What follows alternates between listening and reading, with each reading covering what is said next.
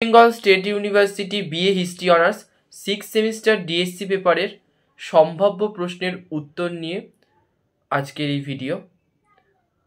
আজকে DSC 5 history of modern east Asia, আধুনিক পূর্ব এশিয়ার ইতিহাস শুরু হচ্ছে 1919 থেকে 1939 খ্রিস্টাব্দ, অর্থাৎ প্রথম বিশ্বযুদ্ধের শেষ থেকে দ্বিতীয় মহাযুদ্ধ পর্যন্ত।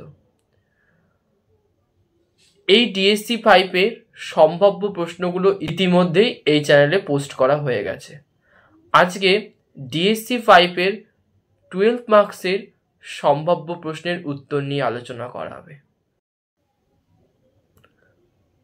আজকে যে 12 মার্কসের প্রশ্নটি আলোচনা করা হবে সেটি হলো 1931 থেকে 32 সালে জাপানের মাঞ্চুরিয়া আক্রমণকে তুমি কিভাবে ব্যাখ্যা করবে?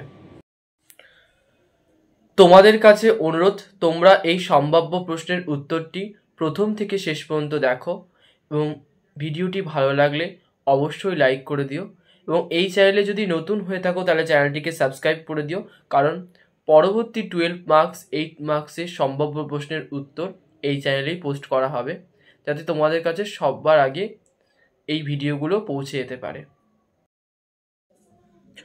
1931 থেকে 32 সালে জাপানের মাঞ্চুরিয়া আক্রমণের ব্যাখ্যা তুমি কিভাবে করবে?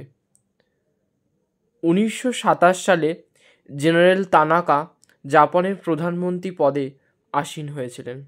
এই সময় থেকে জাপানের রাজনীতিতে উগ্র সমরবাদ কার্যকর হয়েছিল। প্রধানমন্ত্রী তানাকা ঘোষণা করেছিলেন জাপান বিদেশ নীতিতে সক্রিয় ভূমিকা গ্রহণ করবে।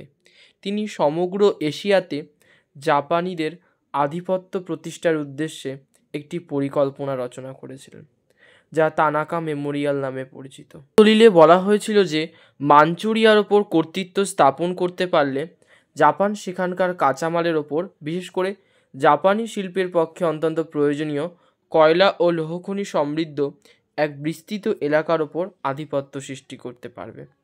জাপানি শিল্পের সম্প্রসারণের জন্য এইসব কাঁচামালের প্রয়োজন ছিল বেশি। তাছাড়া মাঞ্চুরিয়াতে জাপানি শিল্পজাত পণ্য বিক্রিরও যথেষ্ট সম্ভাবনা ছিল। তাই তানাকা পরিকল্পনায় এশিয়া বিজয়ের প্রথম ধাপ হিসাবে মাঞ্চুরিয়া দখলের বা আক্রমণের কথা বলা হয়েছিল। মাঞ্চুরিয়ার ভৌগোলিক অবস্থান জাপানকে মাঞ্চুরিয়া দখলে উৎসাহিত করেছিল। মাঞ্চুরিয়া ছিল কোরিয়া উপদ্বীপের উত্তর জাপানের কাছাকাছি অঞ্চল। মাঞ্চুরিয়ার প্রাকৃতিক সম্পদের প্রাচুর্য ও ভৌগোলিক নৈকট্য জাপানকে বহুদিন ধরেই আকৃষ্ট করে রেখেছিল। 1904 থেকে 5 সালে জাপান রাশিয়াকে পরাজিত করে মাঞ্চুরিয়ার ওপর তার প্রভাব অপ্রতিহত করেছিল। প্রথম বিশ্বযুদ্ধের সময় রাশিয়াতে বলশেভিক বিপ্লব হয়েছিল। সোভিয়েত রাশিয়া সুদূর প্রাচ্য থেকে নিজেকে সরিয়ে নিয়েছিল। ওয়াশিংটন সম্মেলনে জাপানের অগ্রগমনকে স্তব্ধ করার যে প্রয়াস হয়েছিল, জাপান তাকে মানতে বাধ্য হয়েছিল। জাপানের এই থামা ছিল সাময়িক। মাঞ্চুরিয়া থেকে তার দৃষ্টি এতটুকু সরেনি। জাপানের মাঞ্চুরিয়া আক্রমণের পিছনে আর যেসব কারণ বিশেষভাবে দায়ী ছিল তার মধ্যে অন্যতম ছিল তার জনসংখ্যার আধিক্য। জাপানে দ্রুত শিল্পের বিকাশ হয়েছিল, এর সঙ্গে পাল্লা দিয়ে জনসংখ্যাও বৃদ্ধি হয়েছিল। 1930 সালে জাপানের জনসংখ্যা ছিল 70 লক্ষ মিলিয়ন। জনসংখ্যা বাড়লেও জাপানের কৃষিযোগ্য জমির পরিমাণ বাড়েনি। স্বাভাবিক কারণে জাপানে বাসভূমির ও খাদ্য সংকট তীব্র আকার ধারণ করেছিল। বর্ধিত জনসংখ্যার কিছু অংশ অন্য দেশে চলে যাওয়ার চেষ্টা করেছিল, কিন্তু বিদেশি রাষ্ট্রগুলো, বিশেষ করে মার্কিন যুক্তরাষ্ট্র, এই অভিপ্রায়নের ওপর নিষেধাজ্ঞা জারি করেছিল। স্বাভাবিক কারণে জাপান তার বর্ধিত জনসংখ্যাকে নিয়ে সমস্যার সম্মুখীন হয়েছিল। এই সমস্যার সমাধানের জন্য জাপান মাঞ্চুরিয়া দখল করার পরিকল্পনা নিয়েছিল, কারণ জাপান এই অঞ্চলে তার বর্ধিত জনসংখ্যাকে প্রেরণ করলে তার সমস্যার সমাধান হওয়ার সম্ভাবনা ছিল। জাপানের মাঞ্চুরিয়া আক্রমণের তাৎক্ষণিক কারণ ছিল। একটি হলো মুগডেন ঘটনা। 1931 খ্রিস্টাব্দের সেপ্টেম্বর মাসে মুগডেনের অনতি দূরে জাপান ও চীনা সৈন্যদের মধ্যে একটি সংঘর্ষের ঘটনা ঘটে। এই ঘটনাটি চীন ও জাপান দুই দেশেই প্রবল জাতীয় আবেগ ও ও উন্মাদনার সৃষ্টি করেছিল। 1931 খ্রিস্টাব্দের মুগডেনের অর্থাৎ দক্ষিণ ম্যাঞ্চুরিয়ার কাছে রেলপথের ওপর বোমা বিস্ফোরণ ঘটলে সেই ঘটনাকে অজুহাত হিসাবে ব্যবহার করে জাপানি বাহিনী 1931 খ্রিস্টাব্দের সেপ্টেম্বরে মুগডেন অবরোধ ও দখল করে, যা মুগডেন ঘটনা নামে পরিচিত। মুগডেনে উপস্থিত 10,000 চীনা সৈন্যকে নিরস্ত করা হয় অথবা সরিয়ে ফেলা হয়। মাত্র 4 দিনের মধ্যেই মুগডেনের উত্তরে 200 মাইল এলাকা বিস্তৃত সবকটি চীনা শহর জাপান দখল করে নেয়। সেই সময় মুগডেনের চীনা প্রাদেশিক সরকারের মুগডেন থেকে বিতাড়িত করা হয়। মুগডেনের জাপানি অধিবাসীরা এই ঘটনার দায় একদল চীনা সৈন্যবাহিনীর ওপর চাপায়। মাঞ্চুরিয়া অভিযান শুরু করার আগে জাপান বিশ্ববাসীকে এই বলে আশ্বস্ত করার চেষ্টা করেছিল যে মাঞ্চুরিয়া দখল করার কোনো পরিকল্পনা তাদের নেই। আবার অনেকের ধারণা জাপানি জঙ্গি সেনাদলই এই বিস্ফোরণ ঘটিয়েছিল।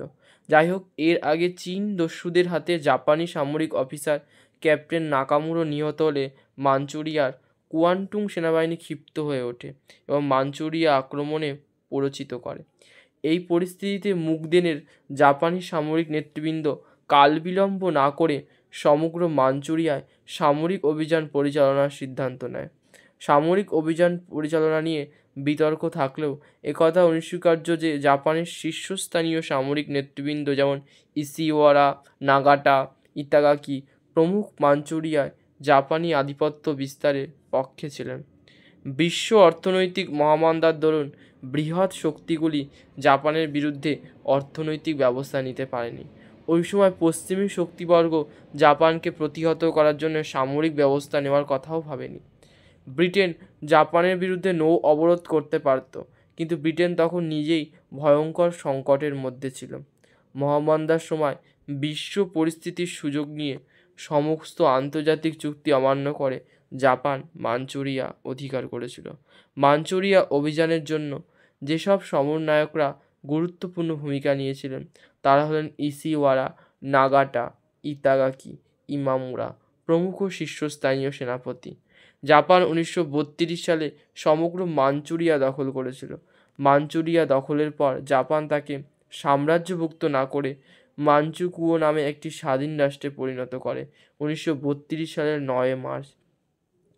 এই রাষ্ট্রের প্রধান হিসাবে কার্যভার গ্রহণ করেন চীনের শেষ মাঞ্চু সম্রাট পুই।